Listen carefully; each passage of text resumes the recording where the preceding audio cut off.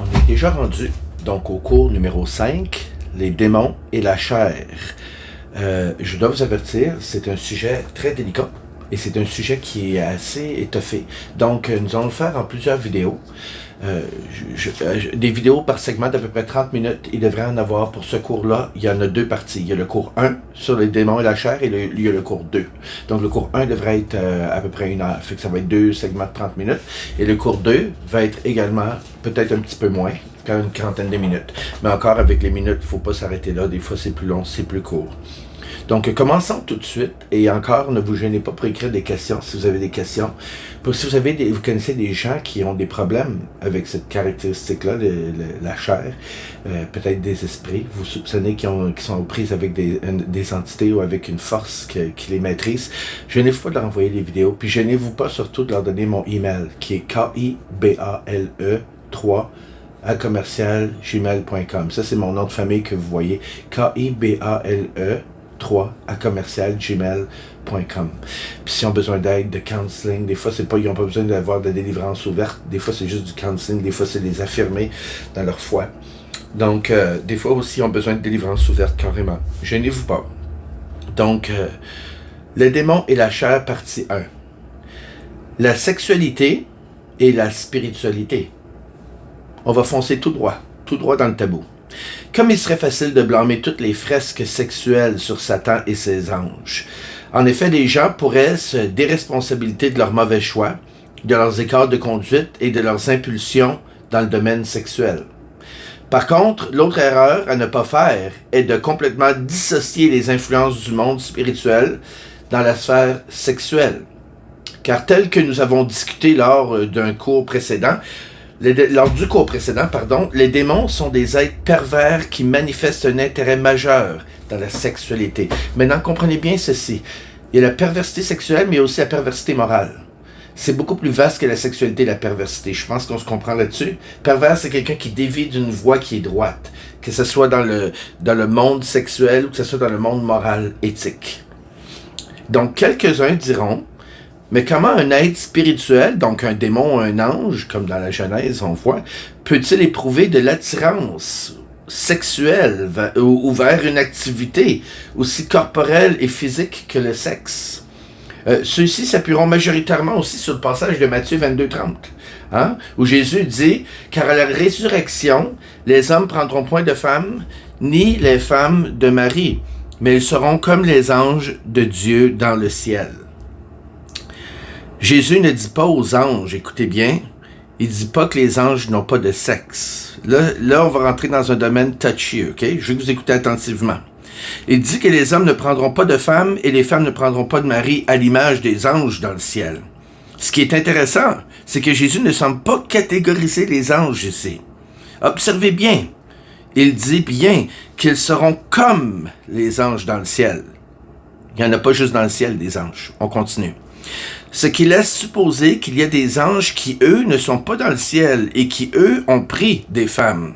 Parce qu'ils ont, comme dit Jude, le petit frère de Jésus, ils ont quitté leur lieu de dignité pour changer, morpher de forme. Parce qu'ils convoitaient. On va regarder ça un peu plus en précision. En effet, il est ici question d'une quantité restreinte d'anges qui ont été enfermés dans un abîme, qui sont en attente de leur jugement. Genèse 6, 1 et 2. Si ces anges sont enfermés dans un abîme, à cause qu'ils ont morphé leur forme, ils ont changé leur forme pour se rendre compatibles avec des humains, ce sont des êtres très dangereux. S'ils ont été capables de procréer avec des êtres humains, quitte à faire des géants, ce sont des êtres très dangereux. Et c'est pourquoi ils sont enfermés depuis la Genèse. C'est pourquoi Dieu les a pas laissés sortir. Ils sont très dangereux. Est-ce que ça laisse sous-entendre, que Satan n'est pas dangereux? Non. Non, c'est parce que ces êtres-là n'embarquent même pas dans un frame contrôlé. Est-ce qu'ils sont plus méchants que Satan? C'est pas ce que je dis. Mais à cause de la nature qu'ils ont prise, il n'y a absolument rien dans le plan rédemptif de Dieu où ils peuvent être à leur insu utilisés. Ils sont d'un danger extrême. Même Satan, sans le savoir, peut être utilisé par Dieu comme on voit dans la parole. Eux autres, il n'y a rien à faire avec eux autres. Ils sont très dangereux. Donc, lorsque les hommes eurent commencé à se multiplier sur la face de la terre, et que les filles, là, ça c'est Genèse 6, 1, 2, et que des filles leur furent nées, les fils de Dieu virent que les filles des hommes étaient belles, et ils en prirent pour femmes parmi toutes celles qu'ils choisirent. Dans le Nouveau Testament, il fait également allusion à cet incident dans 2 Pierre 2, 4. Donc, on ne peut pas dire que c'est des vieux documents qui sont pas clairs. C'est repris carrément dans le Nouveau Testament. Quand Pierre, il dit, il est écrit, « Car si Dieu n'a pas épargné les anges qui ont péché, mais s'il les a précipités, on voit que c'était très dangereux, il les a précipités dans les abîmes de ténèbres et les réserve pour le jugement. » Ces anges, contrairement aux anges déchus de la première chute, n'errent pas librement dans les lieux célestes. Éphésiens 6, 12. L'Épître de Jude au verset 6, quand il parle des habitants de Sodome et de Gomorrhe, il cite à titre de comparaison, il compare les gens de Sodome et Gomorrhe qui aimaient la déviance. Il compare, en parlant de Sodome et Gomorrhe, il parle de ces anges-là. Il dit, les mêmes anges pervers qui se sont livrés à l'impudicité au détriment du droit chemin, pour éventuellement être enfermés, enchaînés dans un abîme. On voit qu'ils sont très dangereux. Ils sont enchaînés éternellement, c'est écrit, par les ténèbres. Les anges qui n'ont pas gardé leur dignité. C'est ça qui est important d'aller voir dans la langue originale. Ils n'ont pas gardé leur poste. C'est ça que ça veut dire de dignité. Et c'est pas juste leur poste où ils étaient assis dans le ciel. Ils ont quitté leur poste et aussi leur forme. Ils ont morphé leur forme pour être compatibles avec des êtres humains. Ce qui rend encore plus dangereux la chose. Mais qui ont abandonné leur propre demeure. Donc, contrairement à Satan et ses rebelles, ces anges-là, c'est une autre clique. C'est une autre bande. C'est pour ça que l'enfer est écrit pour les anges, pour qu'ils voient le destin des anges qui se rebellent. Il y a eu une chute des hommes. La chute des anges, ça peut être débattu, mais il pourrait en avoir plus qu'une. J'espère qu'il n'y en aura plus jamais. Hein? On appelle ça les saints anges, je sais pas pour rien. Mais semblerait-il qu'il y a eu Satan et un tiers du ciel qui l'a suivi. Mais ici, on voit qu'il y avait des gardiens, des anges, puis qui ont décidé d'aller se mêler avec des êtres humains. Il faudrait porter notre attention sur le terme dignité, parce que l'apôtre dit ici, il dit les anges qui n'ont pas gardé leur dignité. Le mot dignité dont le petit frère de Jésus fait allusion, qui est Jude, il fait mention que en grec on dit arché, qui se traduit par origine. Ils ont quitté leur origine, ou si vous préférez, leur état premier de dignité. Ces anges, poussés par une curiosité perverse et même excessive, ont abandonné leur état premier, prenant une forme probablement semblable à la nôtre, pour aller exercer la bénédiction que Dieu a donnée aux êtres humains de pouvoir s'accoupler. En fait, au risque de bousculer la théologie de certains et de frustrer certains conservateurs, je ne parle pas politiquement, bien entendu, la Bible, lorsque prise dans sa langue originale, dit clairement que les anges sont des entités masculines. Les anges sont au masculin. L'hébreu, comme le français et le grec, a un genre féminin et un genre masculin. Et dans les deux langues originales avec lesquelles la Bible fut écrite, les Saintes Écritures ne font jamais mention d'un ange au féminin. Chaque fois qu'il est fait référence aux anges, que ce soit des esprits impurs comme Lucifer, ou des saints anges comme Gabriel, ou tout simplement une entité angélique quelconque, la Bible les identifie comme étant des créatures masculines et elle parle d'eux au masculin. Certaines personnes vont me dire maintenant, oui, mais dans la vision de Zacharie 5.9, il y avait deux femmes. On va aller voir ça vite. Les deux ailes qui ont été vues dans la vision de Zacharie 5.9, c'était des femmes aux ailes de cigogne et non des anges. Je sais pas si dans votre esprit, vous identifiez une femme en robe blanche comme étant un ange, là. C'est pas une annonce de publicité faite aux États-Unis ou en Europe. Les femmes, il y a vu deux femmes avec des ailes de cigogne. Puis dans le même, tandis que Zacharie parle de l'ange, dans le même livre, il y a pas le terme malak.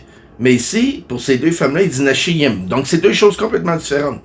Le fait que ces femmes aient des ailes comme une cigogne démontre tout simplement qu'elles auront le vent dans les ailes, ce qui veut probablement dire que les choses vont prendre place très rapidement, et c'est ce qui est arrivé, avec une forte puissance. Donc les deux femmes qui sont venues avec des ailes de cigogne sont venues prendre quelque chose qui devait amener ailleurs, et ça s'est fait très rapidement, mais ce ne sont pas des anges. Maintenant, je ne vais pas me perdre dans ce détail-là, pour pas qu'on perde notre fil ici.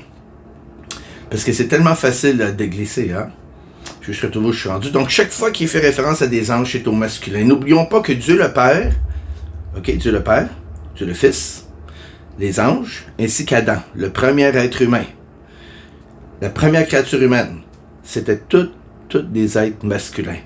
Est-ce que ça veut dire que la femme a un rôle suspect, ou qu'elle n'a pas de rôle dans le ministère, ou qu'elle n'a pas de rôle du tout dans les choses spirituelles? Non, au contraire. Ce qui hausse le côté unique et précieux de la femme.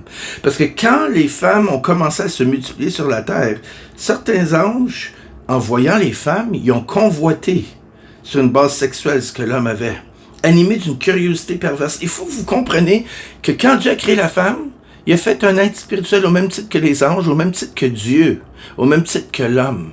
Et ça intriguait les anges. Il n'y a pas juste Adam qui dit « Wow » quand il a vu Ève. Quand ils ont vu toutes les petites femmes qui sortaient d'Ève et d'Adam et de leurs enfants, ils ont dit « Wow », eux autres aussi. Mais c'était pas des saints anges, c'était des anges déviants. Parce qu'ils désiraient des choses qu'ils n'avaient même pas besoin, mais par une curiosité qui est devenue perversité, ils ont commencé à les convoiter. Et vous voyez aussi, on voit ici le rôle unique de la femme dans tout le vivant. C'est le seul être spirituel féminin.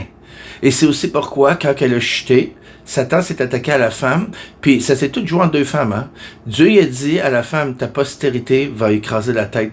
Mais il a aussi dit à la femme, à cause de ce que tu as fait, l'homme va dominer sur toi. Donc, c'est pas la volonté de Dieu qu'on domine sur elle. Dans les cercles spirituels, je n'ose pas nommer les dénominations où la femme n'est pas écrasée, mais mise dans un coin, n'a pas le droit d'enseigner, n'a pas le droit de prêcher. Faites bien attention que vous n'êtes pas en train d'accomplir une malédiction que Dieu a dit. Parce que quand l'Esprit de Dieu est sur une femme, pour qu'elle prêche, comme les femmes de l'Ancien Testament, celles où le doc s'assoyait sous le térébinthe, ou Déborah, faites bien attention de ne pas mélanger culture et cœur de Dieu. Parce que la femme et l'homme se complètent. Ish veut dire homme, Isha veut dire femme. Donc ça veut dire hommesse. Il y a absolument, en Christ, de toute façon, il n'y a plus homme ni femme. Quand l'onction est là, le ministère est là, l'appel est là.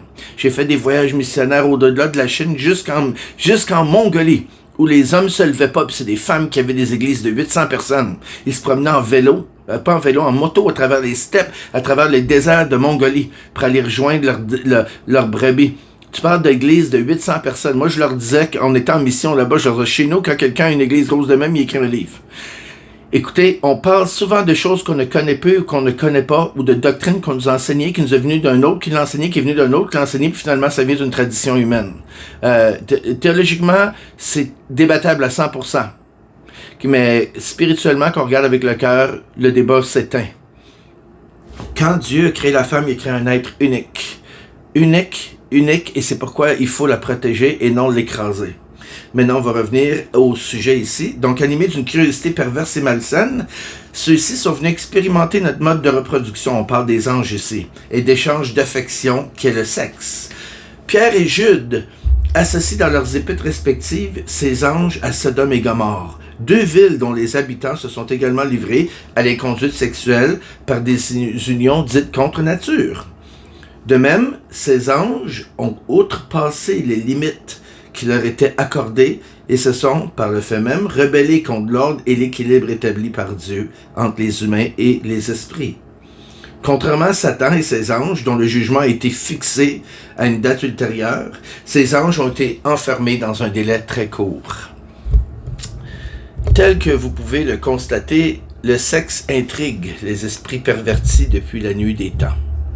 L'Ancien Testament nous révèle qu'à travers les siècles, les démons ont utilisé le sexe comme véhicule, s'ingérant dans la vie des hommes pour la détruire. Les cultes idolâtres et occultes les plus proéminents, voués à des entités démoniaques, impliquaient dès le commencement des pratiques sexuelles. En voici quelques exemples. Excusez-moi. Il y avait premièrement le culte de Baal, qui est très bien connu. Le culte de Baal était plus dominant chez les Cananéens et s'est éventuellement répandu même parmi les enfants d'Israël. La statue de Baal, qui était le dieu de la fertilité, est représentée par une forme mince et élancée qui rappelle un sexe masculin en érection, donc un phallus. Ce culte était ancré dans des rites sexuels avec des prostituées dites sacrées, dans le but d'encourager le dieu Baal à procréer. Ce qui, selon les croyances, provoquait la venue du printemps et l'émergence de la nouvelle vie, autant dans la nature que chez les humains. Et vous allez vous dire, oh, quelle croyance primitive, comment les gens pouvaient être aussi simples d'esprit. Le même Baal en forme de phallus est encore vénéré aujourd'hui par les plus grandes stars d'Hollywood, mais je vais m'arrêter là, creusez, vous trouverez. C'est un esprit. Et c'est un esprit intergénération, intersiècle, intermillénaire qui est encore actif aujourd'hui. Regardez bien dans la façon qu'ils décorent les choses, qu'ils font les choses, les dessins cachés.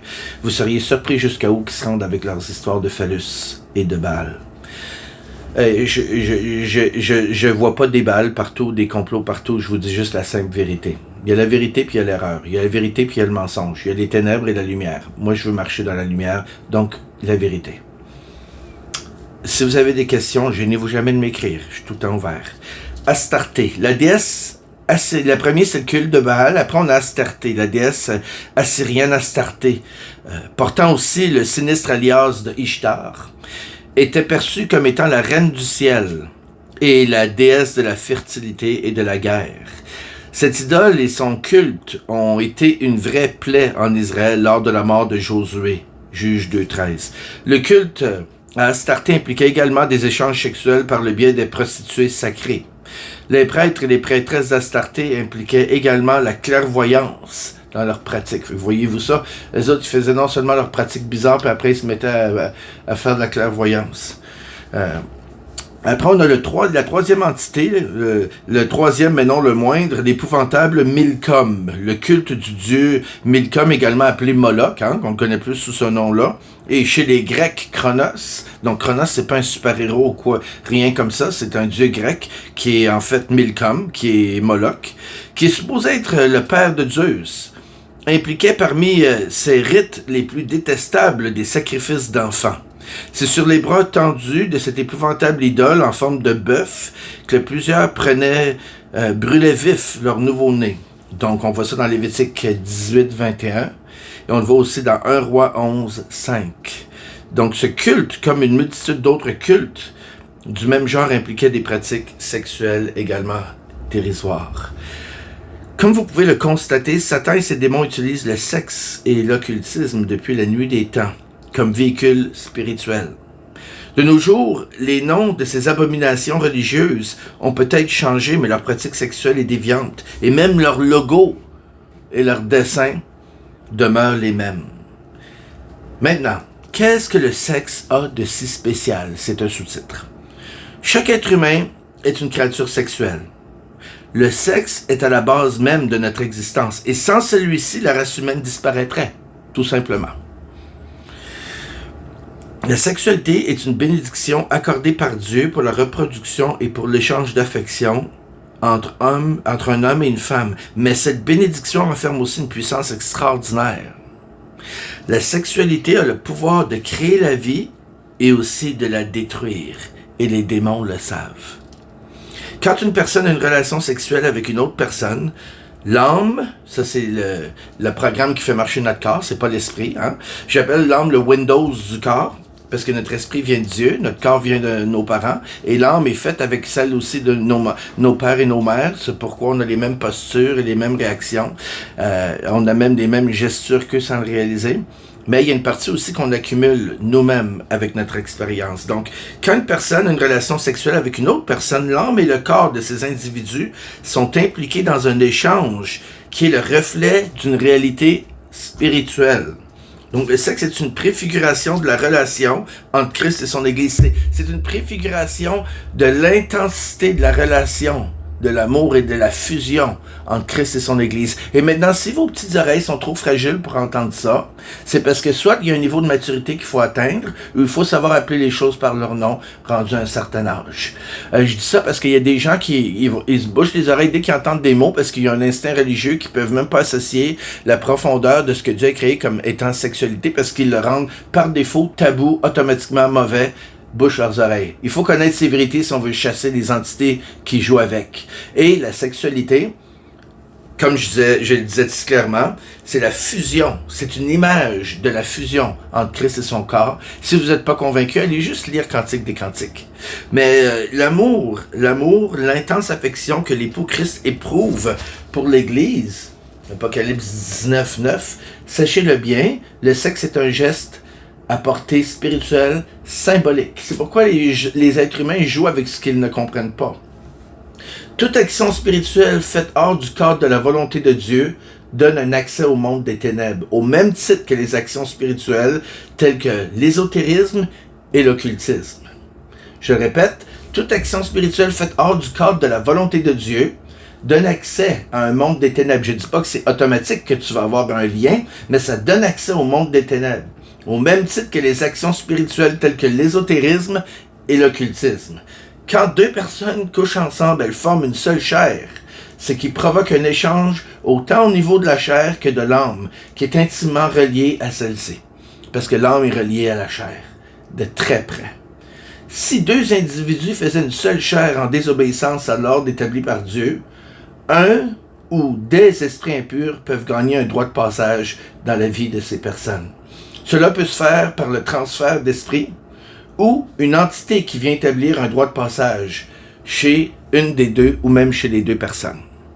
C'est-à-dire, si monsieur a un esprit et a une relation sexuelle avec madame, elle n'est pas sa femme, ils vont même pas être mariés, ils n'ont aucun lien, il peut créer un lien entre les deux. Si le monsieur a une entité, maintenant, cette entité aura le droit aussi d'aller dans madame, quitte à faire une dépendance, un problème, un toc qui va la spiraler, l'attirer vers le bas. N'importe quel genre de lien que l'ennemi veut et peut créer avec sa condition d'âme. Il peut même réveiller, trouver des droits à des entités que ses parents avaient, puis en appeler des plus méchants que lui. C'est un monde laid, c'est un monde sale, c'est un monde auquel on ne veut pas toucher. C'est comme on dit, c'est comme des microbes. La clé, c'est de rester près de la parole puis de se laver les mains. Garder les mains bien pures. Donc, ça peut créer des transferts. Quand j'ai un transfert d'esprit, je ne parle pas de transférer l'esprit de l'homme ou de la femme, je parle d'un esprit démoniaque. Nous savons tous que la chair livrée à elle-même est capable de bien des bassesses. Je ne vais même pas aller dans les détails. Aujourd'hui, c'est facile de se faire couper en ligne. Nous savons que la chair livrée à elle-même est capable de bien des bassesses, et cela sans même l'intervention de démons. Toutefois, le péché étant profondément ancré dans la chair, il est donc logique que les démons utilisent la chair et plus particulièrement la sexualité pour se frayer une influence dans la vie des gens.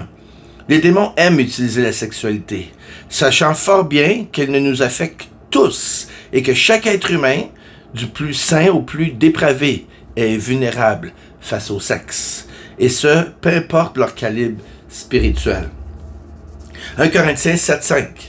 Ne vous privez point l'un de l'autre, si ce n'est d'un commun accord, si ce n'est d'un commun accord, pour un temps, afin de vaquer à la prière, puis retourner ensemble, de peur que Satan ne vous tente par votre incontinence. Fait que voyez-vous, du plus saint, de la personne la plus solide à la plus faible, tout le monde est vulnérable face au péché sexuel. Voici une petite devinette. Qu'est-ce que les trois héros de la Bible, ces trois héros de la Bible ont tous en commun? Samson, David et Salomon. Samson, l'homme le plus fort au monde. On parle figurativement parlant. David, l'homme le plus pur au monde. Et Salomon, l'homme le plus sage au monde. Ces trois hommes sur lesquels l'Esprit de Dieu reposait puissamment, sinon il n'aurait pas été le plus fort, le plus pur ou le plus sage. Malgré leurs merveilleux dons, ils ont tous cédé au péché sexuel. Puis quand je dis David, l'homme le plus pur au monde, on se comprend. C'est une image, c'est un homme selon le cœur de Dieu. Ces trois hommes-là ont cédé au péché sexuel. Statistique effrayante, n'est-ce pas? Mais Dieu qui demeure fidèle face au cœur brisé a su les restaurer, chacun dans leur appel respectif. Ce que plusieurs églises chrétiennes aujourd'hui, en 2026, n'ont pas encore compris depuis maintenant quelques siècles. Quand un homme de Dieu tombe, il devient la proie de ceux qui sont autour de lui. Je n'ai même pas besoin de m'étendre là-dessus, le sujet est connu. Il y a des péchés qui sont pardonnés dans l'Église et il y a des péchés qui ne sont pas pardonnés. Il y en a qui le font, mais ils sont plus rares que ceux qui ne le font pas.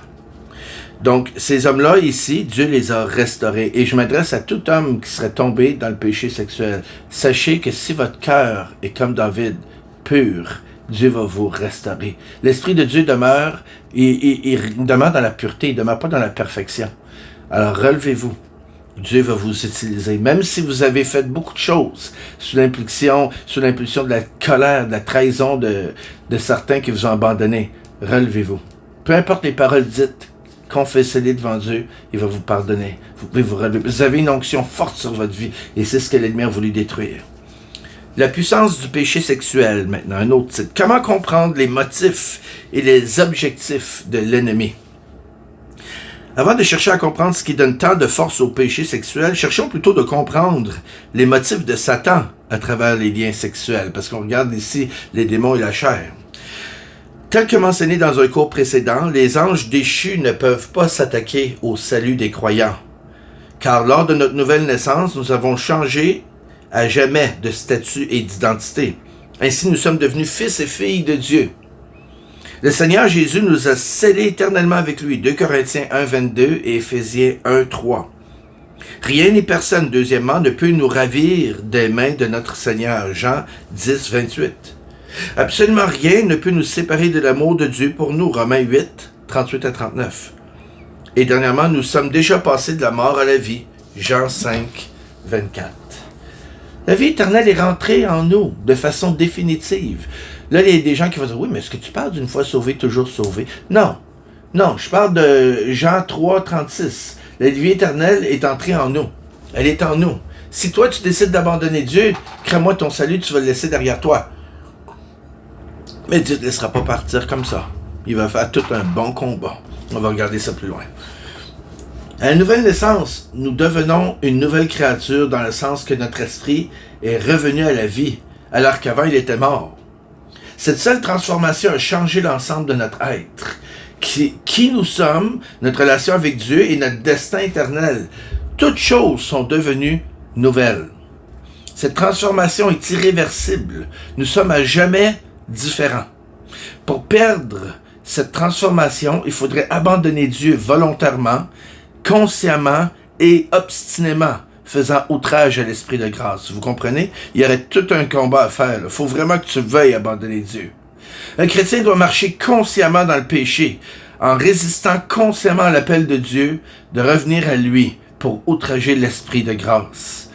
Les démons savent fort bien qu'ils ne peuvent rien contre cette nouvelle réalité, car la parole nous dit, dans Romains 8, 38 à 39, que rien ne peut nous séparer de l'amour de Dieu manifesté en Jésus-Christ, notre Seigneur.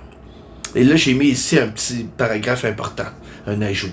Si le monde des ténèbres ne peut arriver à vous faire douter de votre salut, il ne reste qu'une chose qu'un esprit impur peut chercher à faire dans la vie d'un croyant, c'est de le distraire. Et c'est ce que vous voyez présentement de façon très répandue dans les églises. En nous gardant concentrés sur nos 5 sens, qui sont directement rattachés à la chair. Satan et ses anges chercheront à nous atteindre au niveau de nos émotions, au niveau de nos convoitises et au niveau de notre conscience. Dans les mots de l'auteur Don Norrie, c'est un auteur que j'aime beaucoup, Don Norrie, D-O-N, espace N-O-R-I, ça vaut la peine si vous pouvez lire en anglais et si vous les trouvez en français aussi. Donc, auteur prolifique dans le domaine des réalités spirituelles, celui-ci dit « Notre ennemi veut nous garder le plus déconnecté possible de la seule source de sagesse spirituelle, de connaissance spirituelle, de puissance et de force surnaturelle. Et parce que depuis notre naissance, nous avons été exercés à écouter notre corps, nous pouvons être facilement entraînés en dehors de notre sensibilité spirituelle. Et il poursuit en disant, pour être bousculés dans le domaine de la chair avec ses multiples pièges. Don Norrie, si vous voulez lire là-dessus, c'est Breaking Demonic Stronghold, un ouvrage extraordinaire. La stratégie de Don Norrie n'est pas de se mettre à chasser et à frapper à gauche et à droite des démons, mais c'est de regarder à l'intérieur de notre cœur pour que la lumière de Dieu brille et que, comme il est écrit, que le jour du bœuf éclate. Donc, Breaking Demonic Stronghold. Je le cite à la page 39 ici. Publié avec Destiny Image, si vous voulez. Et encore, si vous voulez les notes de ce cours, vous me le dites, je vous envoie ça gratuitement, PDF. OK? Ne vous gênez pas, donnez-moi votre adresse très clairement. Donnez-moi quel cours vous voulez. Ça va me faire plaisir de vous l'envoyer.